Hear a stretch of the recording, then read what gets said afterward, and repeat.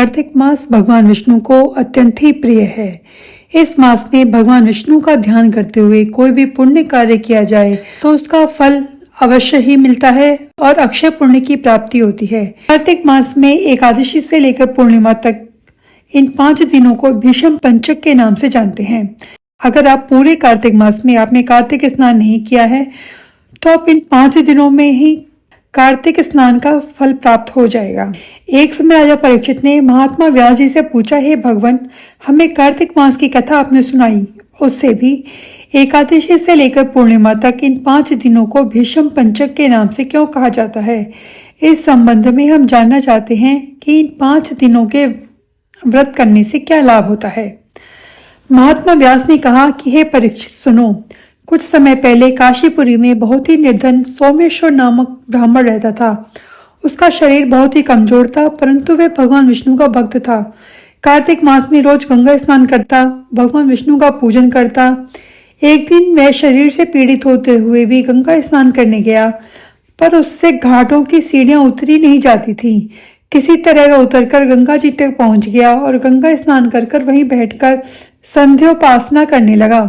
वहीं पर वृद्ध ब्राह्मण का रूप धारण करके भगवान अपने भक्त पर कृपा करने के लिए बैठे हुए थे। भगवान ने ब्राह्मण को बड़े कष्ट में देखकर पूछा, हे ब्राह्मण, तुम्हारी स्थिति तो स्नान करने की भी नहीं है, फिर तुम ऐसी अवस्था में भी स्नान करने के लिए आए हो? कहो, क्या चाहते हो? ऐसे वचन सुनकर वृद्ध ब्राह्मण ने कहा, हे भगवान, मैं बहुत ही गरीब ब्राह्मण हूँ, इसी से लोगों में अपमानित हूँ और तकलीफ पाता हूँ। इसी कारण मैं हमेशा परेशान रहता हूँ। यदि आप कोई उपाय बता सकते हैं तो मैं आपकी अपने ऊपर बड़ी दया समझूंगा। ब्राह्मण के ऐसे वचन सुनकर भगवान रूप ने कहा, हे ब्राह्मण, सुनो। कार्तिक का महीना चल रहा है। इसमें शुक्ल पक्ष की एकादशी से लेकर पूर्णिमा तक ये जो 5 दिन हैं, इन्हें भीष्म पंचक के नाम से पुकारा जाता है। 5 दिनों में तुम गंगा के पुत्र महात्मा भीष्म को जलदान दो, गंध अक्षत पुष्प से उनका पूजन करो, भगवान की पूजा तुलसी पुष्प से करो, दीपदान करो, इससे तुम्हारा सारा कष्ट दूर हो जाएगा और अंत में विष्णु लोक में निवास करोगे। हे ब्राह्मण, महाभारत की लड़ाई में जब महात्मा भीष्म सरसैया पर सोए हुए थे, उसी वक्त अपने प्रिय अर्जुन को उन्होंने इस प्रकार का राज धर्म व्यवहार धर्म ज्ञान कहा था। उस समय अर्जुन के सखा श्री कृष्ण वहीं पर थे।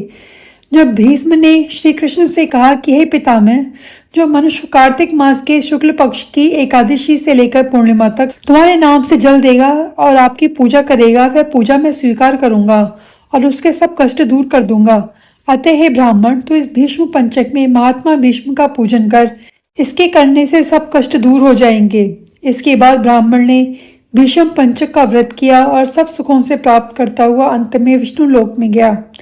इसलिए कार्तिक मास में महात्मा भीष्म का व्रत करना चाहिए। इससे सर्व आनंद होगा और अंत में मोक्ष की प्राप्ति होगी। जय श्री हरि।